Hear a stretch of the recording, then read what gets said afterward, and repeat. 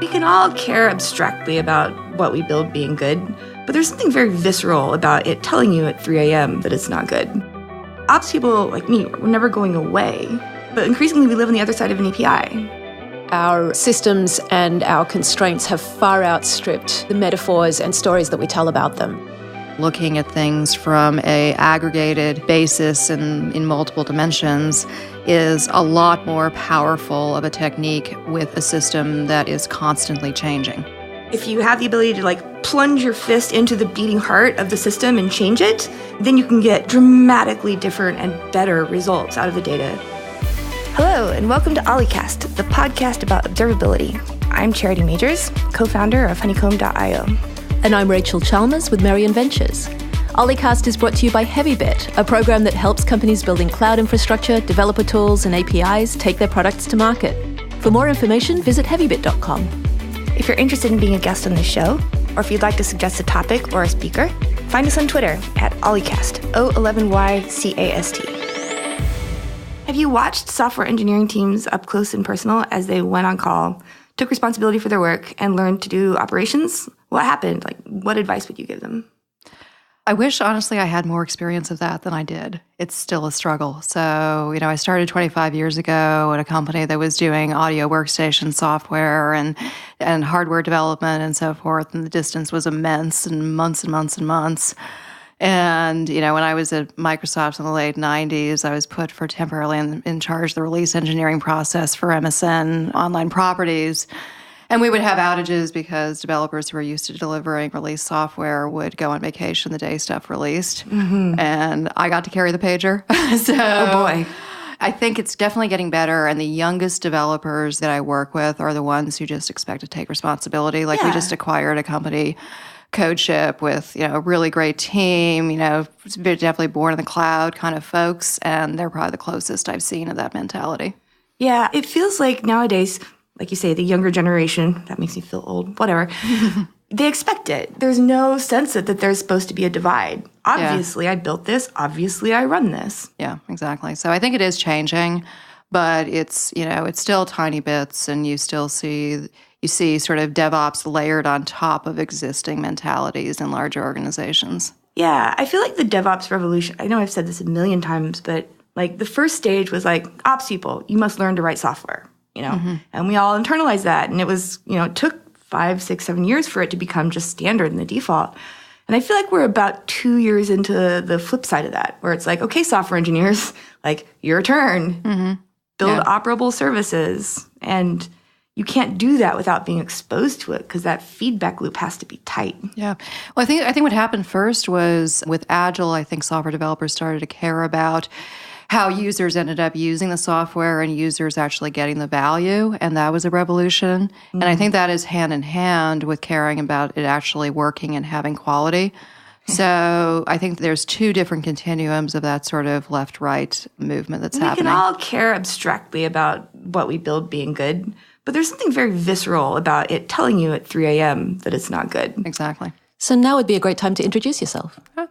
So I'm Christina Noren. I just recently joined CloudBees as Chief Product Officer. So CloudBees has mostly been known as the Enterprise Jenkins company.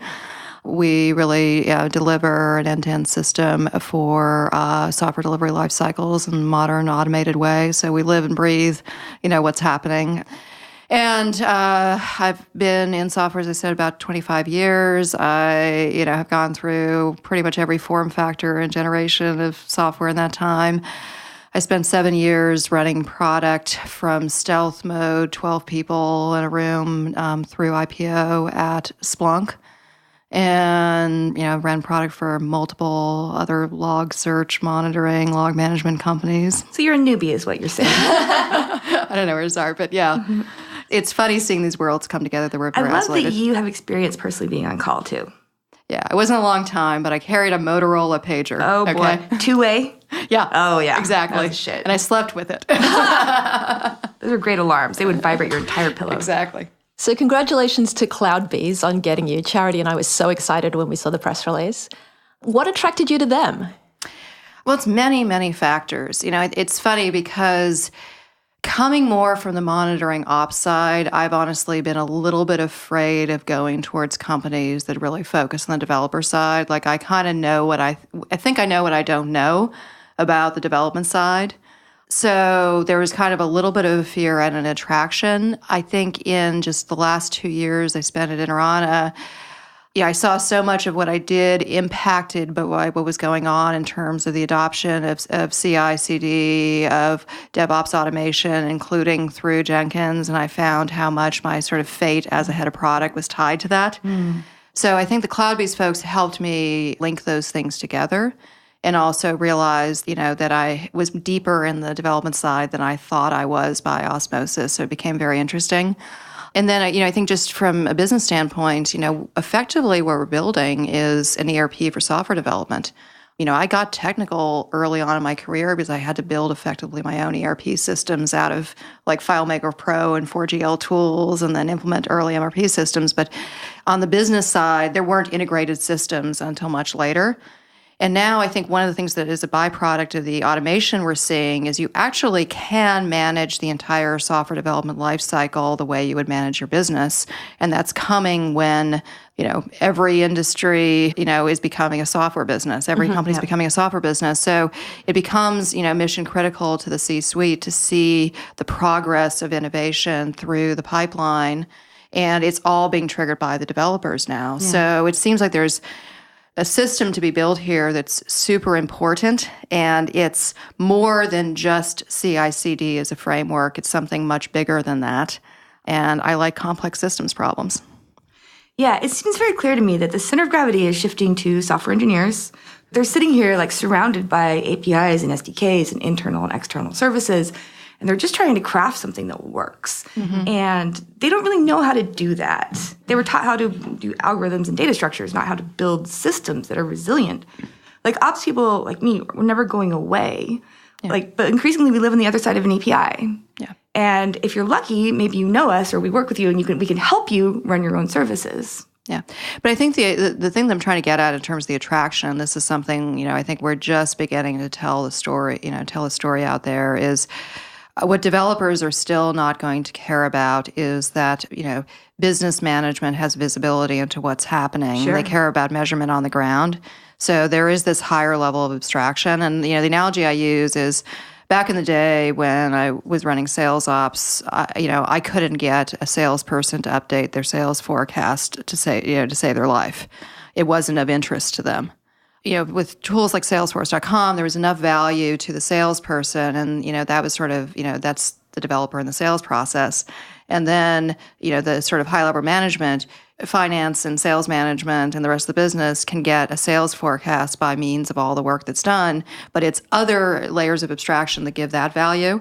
And I don't think we've gone up to that higher level, right? And so I think getting that bird's eye view. So if I look at my role, at CloudBees, I've got a distributed team, of triple-digit people in engineering and product roles in 14 countries on as many projects.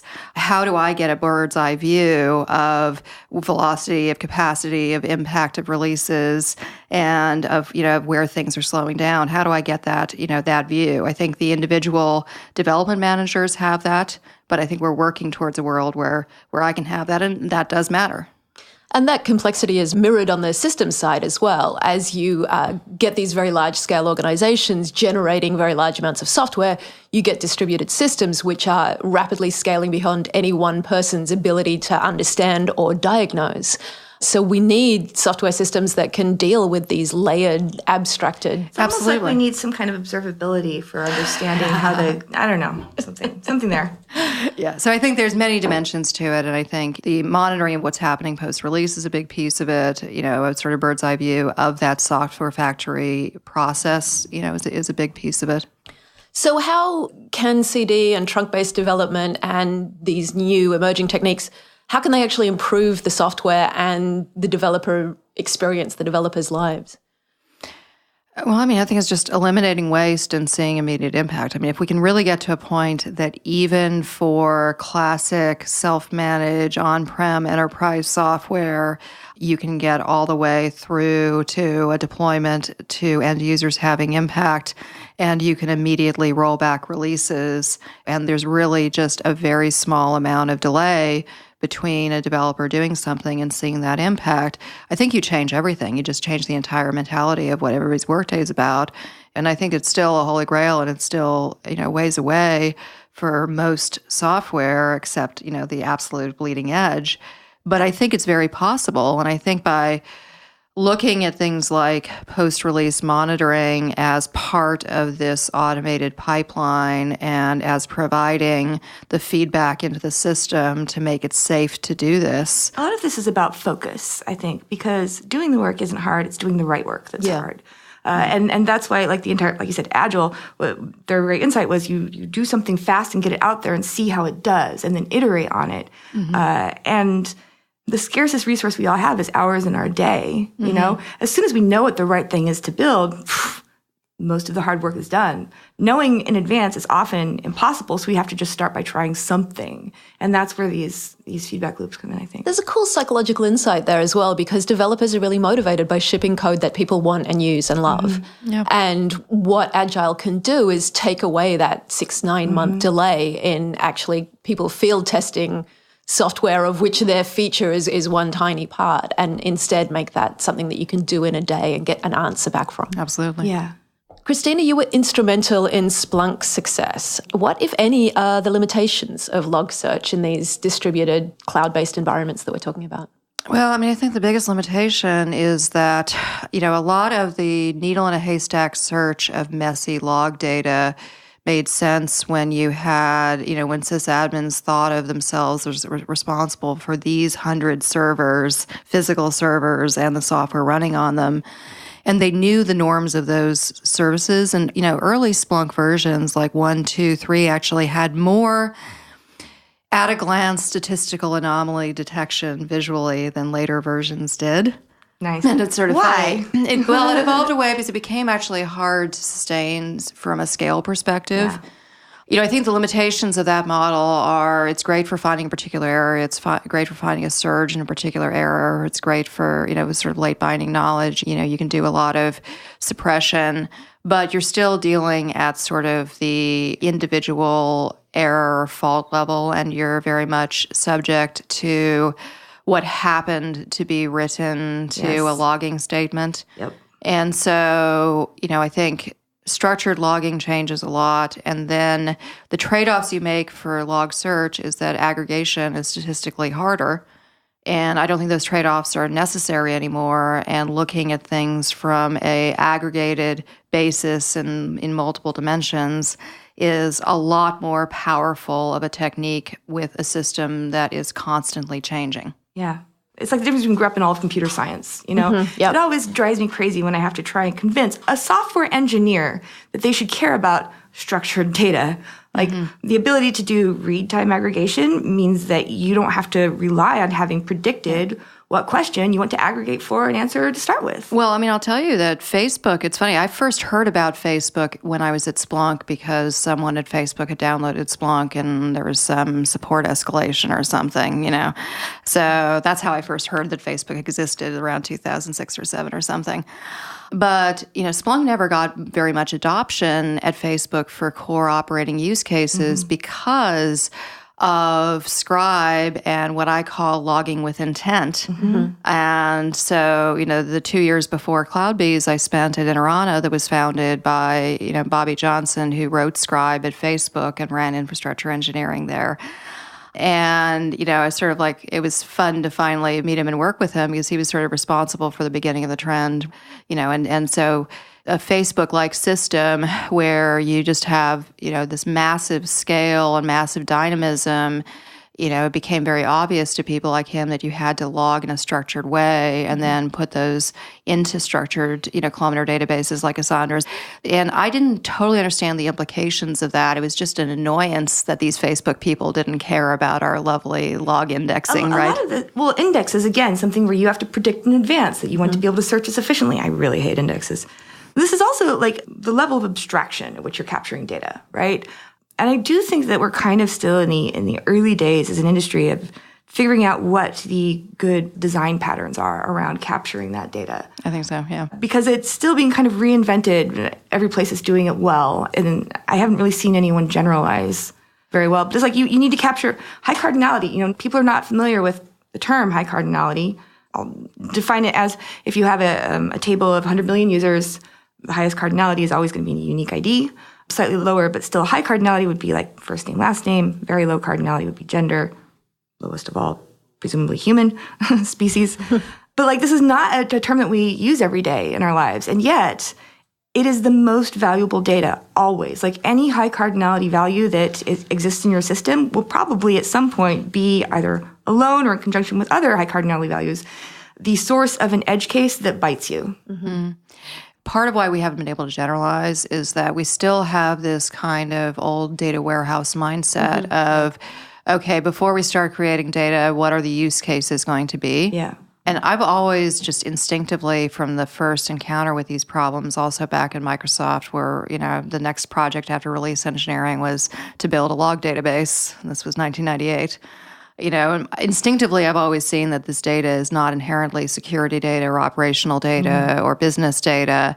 It is the baseline records of what your systems are doing, and the more facts that you can gather, and the more context, the more flexibility you can provide yourself. You can tie them together with meaningful relationships. Exactly. So the bad way to think about structuring log data up front is to be restricted in thinking about what use cases you're going to have on it, rather than being as rich and descriptive as possible.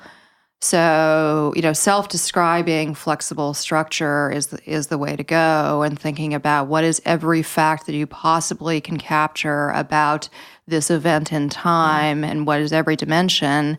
And then, getting those, I think what is good is, modern data pipelines, and the idea that those data pipelines or data hubs or data buses are able to then publish data to lots of different downstream systems that are optimized for different kinds of analytics.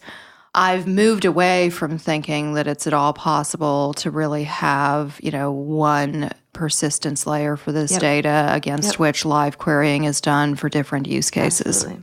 One of the things I think I see happening is that our systems and our constraints have far outstripped the metaphors and stories that we tell about them. So you mentioned sysadmins thinking that they owned 100 servers.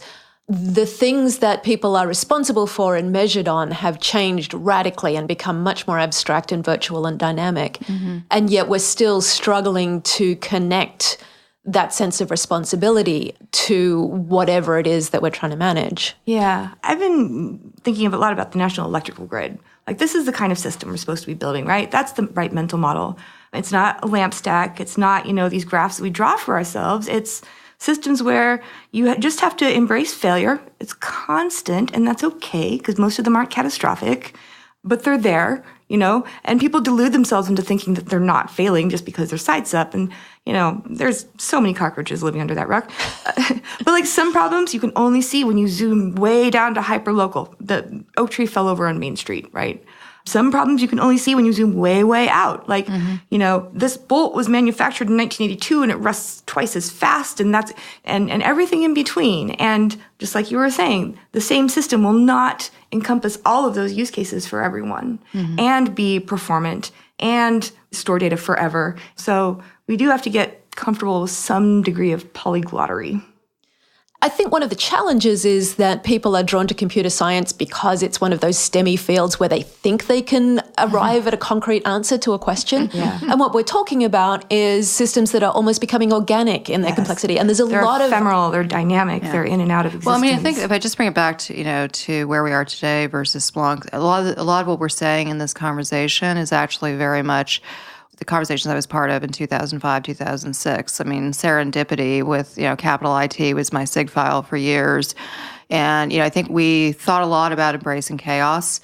The fundamental difference was because of the dev and ops divide and how much of the systems we were dealing with was commercial vendor products that our customers were deploying, we thought we had no control about the chaos of the data being written. And so there was chaos, like messy log data is what I talk about. There was chaos in terms of what was the signal that was coming into the system. And then there was chaos, obviously, and that we talked about endlessly to launch Splunk around, at that time, the complexity of, systems and the dependencies, embracing the fact of constant failure. And we talked about the need to have all of the data to be able to see what's really happening in production versus looking at more monitoring-oriented systems. But the difference here, I think, is that we don't have to have chaos in terms of what data gets reported if the developers are responsible for production and the developers have practices and recipes for what they record as observability into their systems. Then the chaos is just the natural chaos of the complexity of where the stuff is getting deployed and, and race conditions. Black box and white box, right?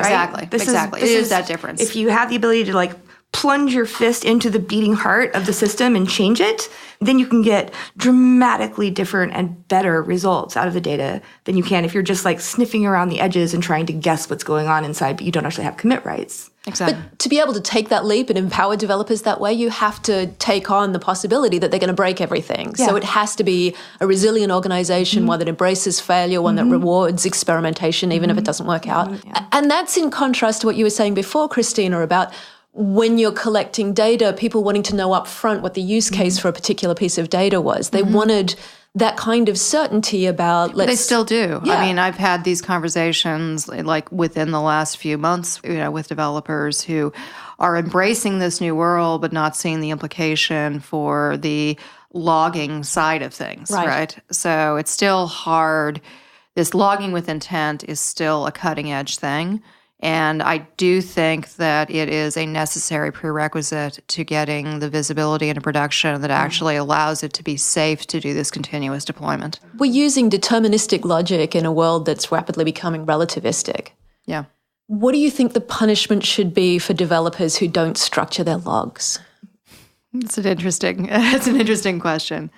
Ideally, in this world, the punishment is experiencing the consequences of their software not having the impact that it should have, right? It's funny, I'm tangling with this in a new way because definitely all of our customers I'm starting to speak with are tangling with, well, do we enforce certain things in the software development process through this new tooling, or do we enable it and encourage it? So I have to come on the side of the enabling and the encouraging of, the last week's worth of daily releases seem to have tanked our systems and we haven't been able to diagnose them and we haven't figured out where to roll it back.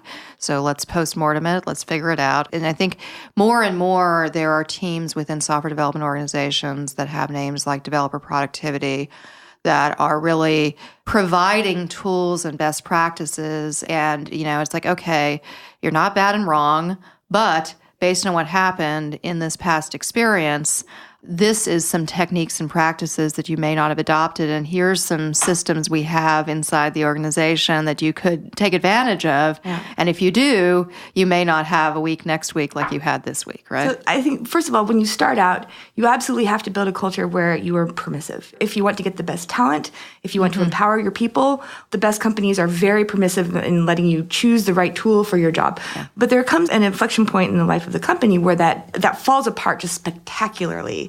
And this is often a big crisis in these teams where they're just we're losing our culture, we can't, but this won't work. And everyone just sees that they're at the end of that. And the most successful thing that I see companies do is they embrace at that point the idea of a golden path.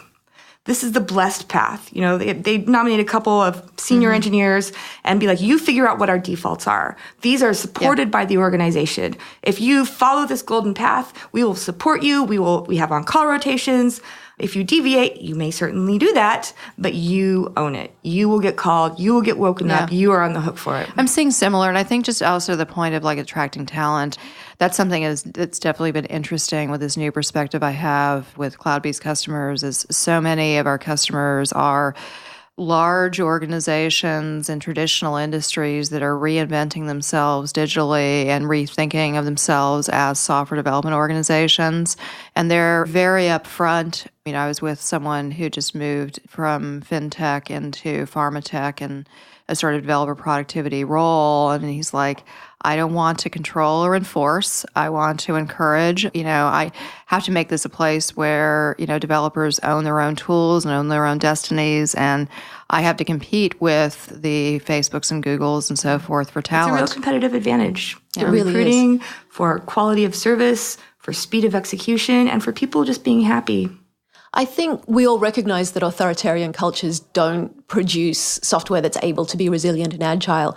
We tend to sort of go to the other extreme and encourage permissive organizations. But it sounds like what you're talking about, Charity, is that there's a middle path where people feel guided and supported, suffer natural consequences when things go wrong, don't get punished, but, given the tools that they need to contribute to the larger organizational goals. Cass Sunstein wrote that great book called Nudge. Yes. It's like that. You got to make the defaults the right thing to do most of the time, as much as possible. And the more thought you put into the defaults, as an engineer, I don't actually want to sit here and decide what the perfect data store is every single time I want to do a project. I want there to be something default that works most of the time that I can start with and then later decide, oh, this isn't working. Maybe I need to do something else. I also believe so much that the turnkey things have to be completely transparent and built from bit parts. And I think and I think so. You need to be able turnkey things. I'm just saying, but the default, but the defaults have to be implemented in such a way that they can be tweaked. Yes, and absolutely. that people can see how they're created.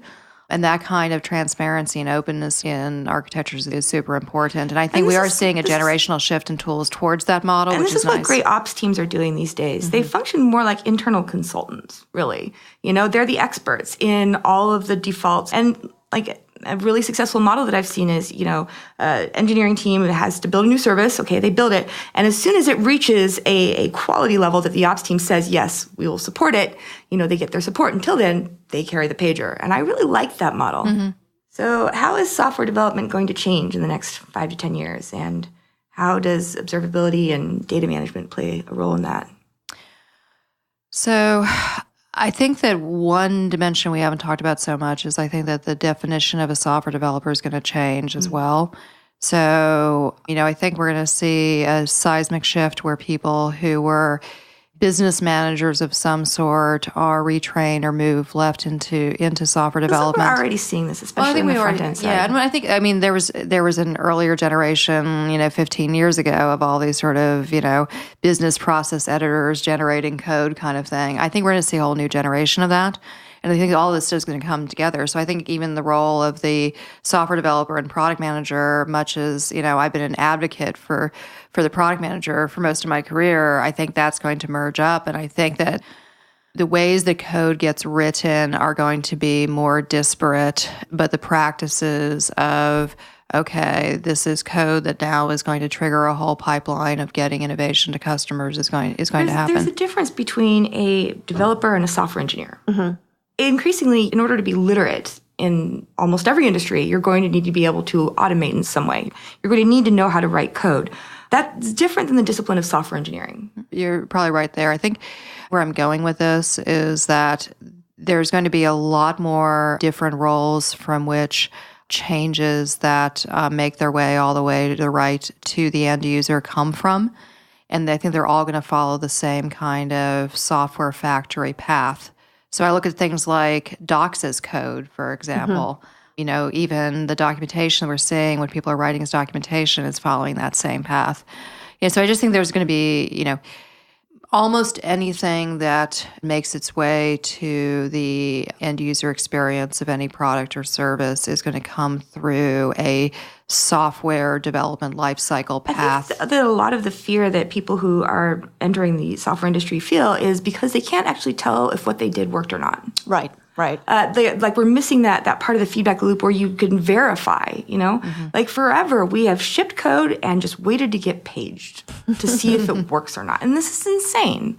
Mm-hmm. And I understand why that's been this way, but this is certainly something that we care about a lot, is it doesn't have to be that way. You should be able to move with confidence, right? Mm-hmm. And this helps with focus, with knowing if what you're doing is the right thing to be spending your time on or not. Mm-hmm. So I don't actually know exactly how these plug together, but I feel like we'll build better things if we can see what we've done better. Yeah, absolutely. Well, when you come down to it, software is distilled best practices. And so all of the time you spend on your internal processes actually feeds into how literate and informed your developers and software engineers are. So developers are people codifying those processes at the sort of micro level.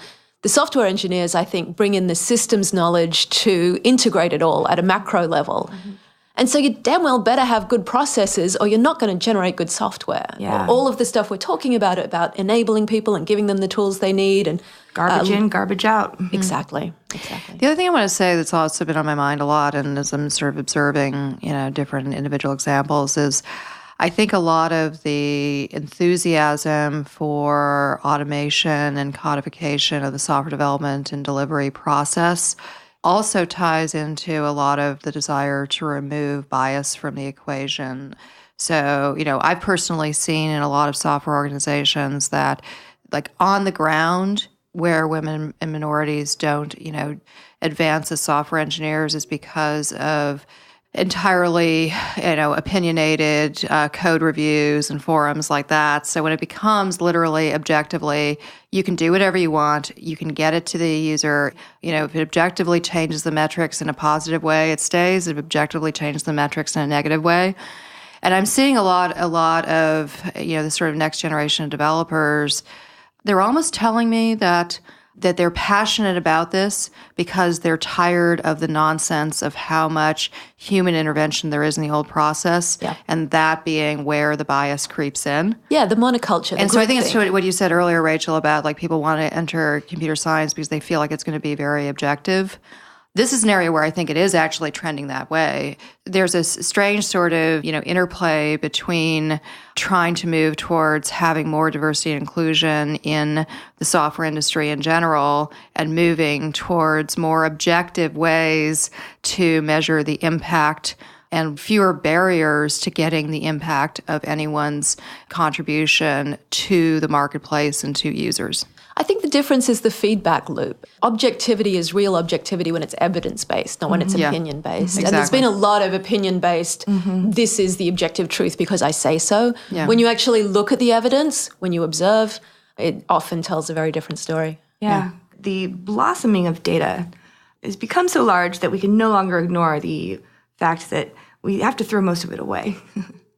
I think that the fact that we've been so focused on aggregates for so long has hidden that from people's views, but that's throwing things away too. And even more so than the aggregation is the fact that I think that the events model over metrics is going to be increasingly important because they have so many relationships between dots, pinpoints of data. And it's interesting. I feel like we, as an industry, we took a detour 20 years ago down the metrics route because Google released a bunch of white papers and we had them. So we built databases on them and we've kind of lost the muscles around analyzing events. I never left events. Well, you're special, Christina. You're very special. Events can contain metrics, but the other way is not true. Exactly. So. You can always derive the metrics and the aggregates from the event. I mean, the only exception is true time series data where you're taking reading of a continuous variable. This is and I think people confuse time series and event data all the time, and it drives me nuts. Yes. I mean, the question is not, are you going to throw this away? It's when are you going to throw it away and what are you going to spend to keep it? I find that we have a much easier time talking to new software engineers who are trying to learn observability stuff than ops people who have been like up to their neck in dashboards and metrics for so long because they don't think in terms of events. They think about the system. Is the system healthy? Which is kind of irrelevant. What matters is, could your program get the resources that it needed to complete its journey?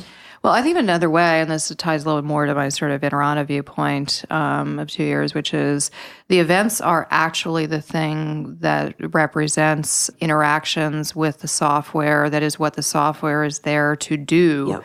The software is there to serve requests to do something. Exactly. And each record of it doing something is an event with all the details of what was good or bad about it doing something. Yep. So that's, a little bit of the mentality. And that for me dates back to what we were trying to do at MSN in 1998 with the executive dashboard based on events. And our brains work in events. Our brains work in this happened and then this happened and this happened, and this is what the world looked like when it happened. Yeah. It's much easier to debug and understand your software. Yeah, and then you just have these days, with the way services are built, the granularity of what constitutes an event. And one thing that I did start doing in sort of my mental model at Interana a couple years ago before this observability is I started to propose that we talk about observations separate from events. Mm-hmm. So say you have, a sort of classic logging case. You've got an event that you have an event recorded at the application firewall. You have an event recorded by the server. You have an event recorded in the client logs. And they're all the same event. So starting to think about them as 3 observations of the same actual real-world event. Tracing is the other interesting thing that's new. It's the only other new thing that's out there. Thank you so much, Christina. It's been a joy having Christina. you here. Thanks, it's fun. Great. Well, that's all we have time for today. If you're interested in being a guest on the show, or if you'd like to suggest a topic or speaker, find us on Twitter at o11ycast, o11ycast. To learn more about Heavybit, visit heavybit.com to check out the library. It's packed with amazing talks on sales, marketing, product, and general management from founders of developer tools companies and other industry leaders. Have a lovely day.